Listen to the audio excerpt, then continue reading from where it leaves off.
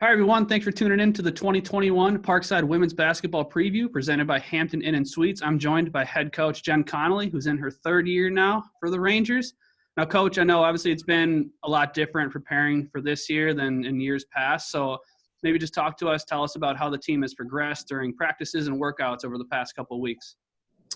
Yeah, obviously COVID has presented some challenges and just getting everyone to practice at the same time.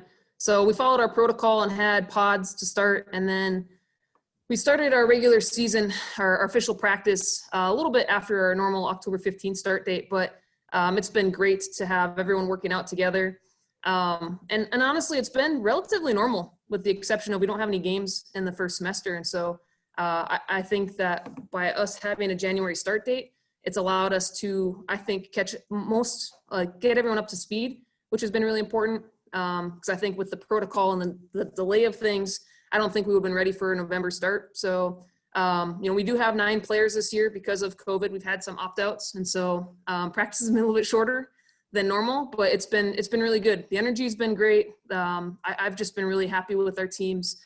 They've been getting after it, and it's been really exciting. We can't wait for games, though. Good. I mean, it's exciting to talk basketball. So just getting into the roster a little bit, you mentioned a little bit about your returners, but a lot of them bring some really good experience, including Alyssa Nelson, who was a first-team All-GLIAC honoree last year. You got Maddie Harrison coming back, Claire Jakaitis, Courtney Schoenbeck, Hannah Plockelman. So just kind of talk about your returners and who you're really looking to step up. Yeah, Alyssa Nelson obviously is going to be number one on everyone's scouting report. She was first-team All-Conference last year. She did a fantastic job, had a great sophomore campaign.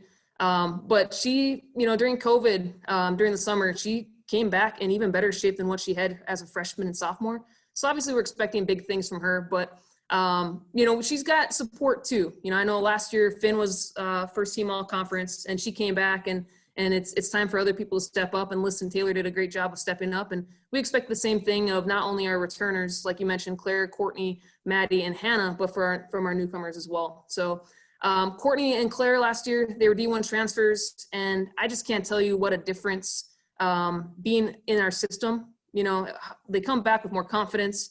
I think people are going to see more of what they're capable of doing this year.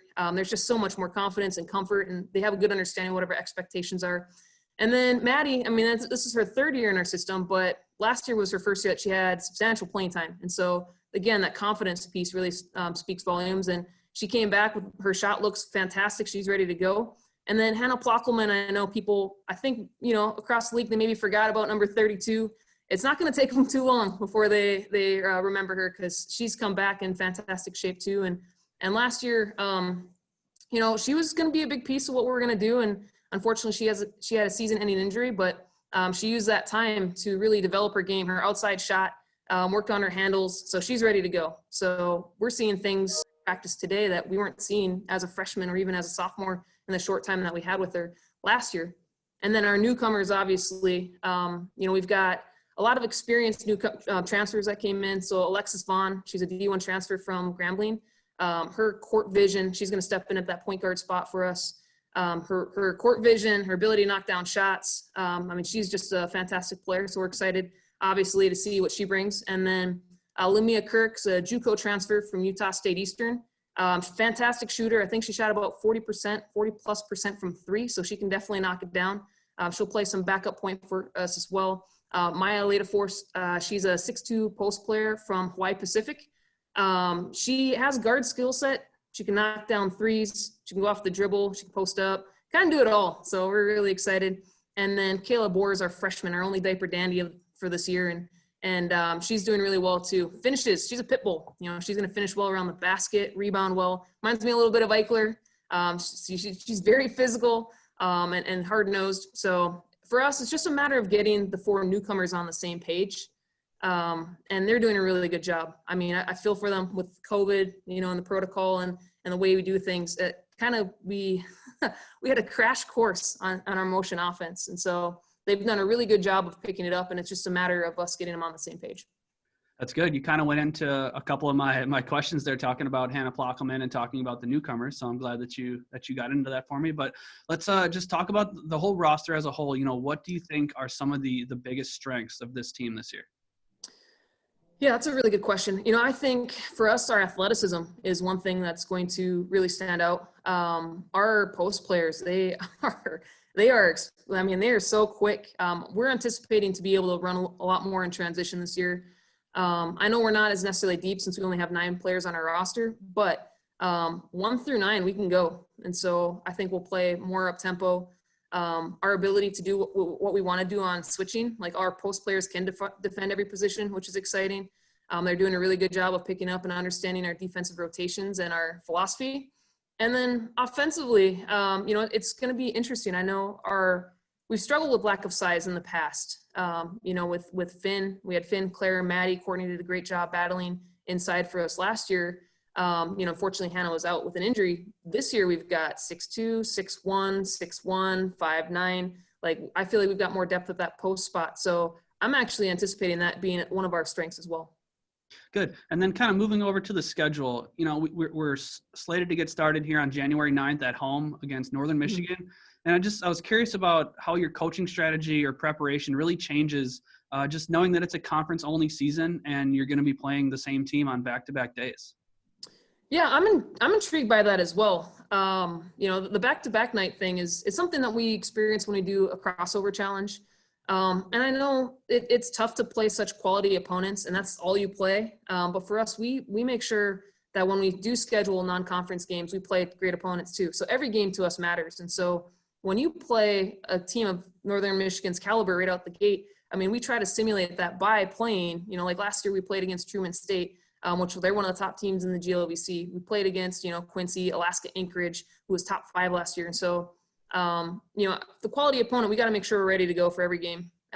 That's never going to change for us. As far as back-to-back goes, I mean, I think that's going to be an interesting twist, for us to host Northern Michigan and to never have to go there. I think that will be, I'll miss that just because I like the experience of going different places. But at the same time, too, I think it's really good experience for our players, and it kind of prepares you for like the GLIAC tournament and the NCAA tournament. So, and that's where we're trying to go. And so that back-to-back night thing, it's not easy, but it's going to be important for us to do well. Good. And then just taking a look at the 2021 schedule, were there any games that right away popped out to you that maybe you circled that you're very excited for? Every single one of them. I know that's cliche, but like our conference is so tough. I mean, if you look at last year, number 2, number 3 in the nation were Ashland and Grand Valley.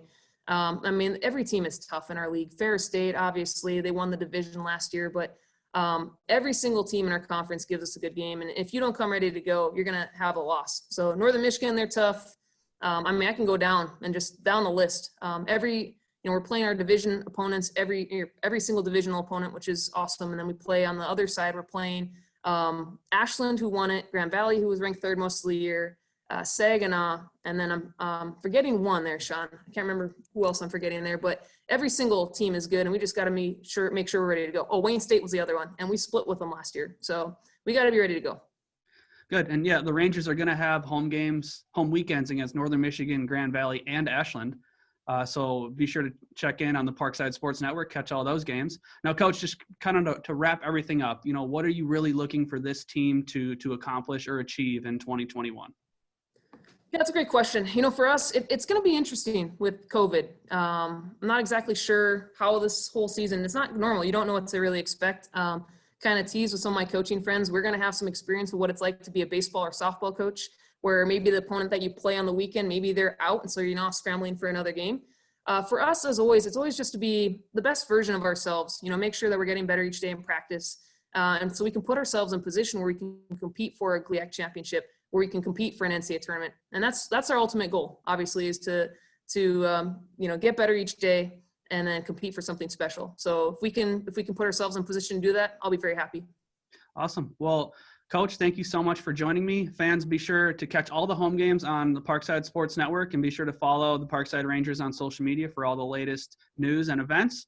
So, Coach, again, thanks for joining me, and best of luck this season. Thanks, Sean.